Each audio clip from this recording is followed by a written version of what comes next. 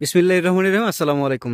আশা করছি সকলে ভালো আছেন এবং সুস্থ আছেন। আপনারা দেখছেন যে আমি একটা আমের বাগানে আছি। যারা বিশেষ করে আম পছন্দ করেন, আম দেশের সবথেকে বেশি সুন্দর এবং সুস্বাদু একটা ফসলের মধ্যে অন্যতম, এবং বাংলাদেশে আম জনপ্রিয় এবং পাশাপাশি আম পছন্দ করে না এমন মানুষের সংখ্যা হয়তো বা খুবই কম পাওয়া যাবে।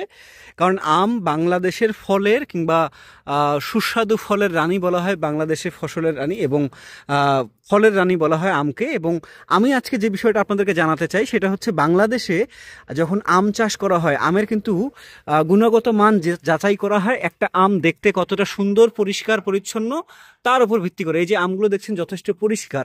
এখন আমরা কিন্তু তিন ধরনের আম দেখতে পাই। একটা হচ্ছে দাগ আছে, একটা হচ্ছে দাগহীন, একদম দাগ নেই। এখন এই যে দেখা যাচ্ছে দাগটা, কোনটা কিসের দাগের কারণে হয়ে থাকে সেটা কিন্তু আমি আপনাদেরকে আজকে বলবো।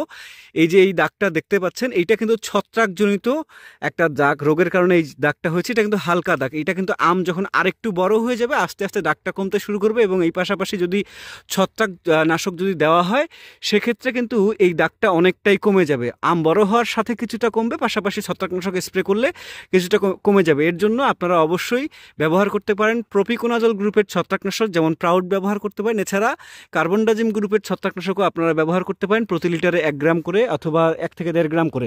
এখন আরেকটা গুরুত্বপূর্ণ বিষয় হচ্ছে, এই যে যেমন ছত্রাকনাশকের যে আমের দাগগুলো এরকম হয়, একটু হালকা ধরনের মানে রং থাকে কিংবা দাগ থাকে, যেটা কিন্তু আস্তে আস্তে মুছে যাওয়া সম্ভব।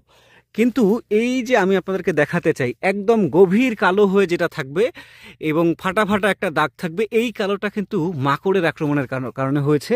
এবং এই দুইটা আক্রমণ আপনাকে মিটানোর জন্য, মাকড়ের আক্রমণটা খুব সহজে আসলে ঠিকঠাক করা সম্ভব না। তবে আপনি যদি চান, আপনার অবশ্যই অবশ্যই ভালোভাবে ভালো ফলন আপনি নিতে পারবেন।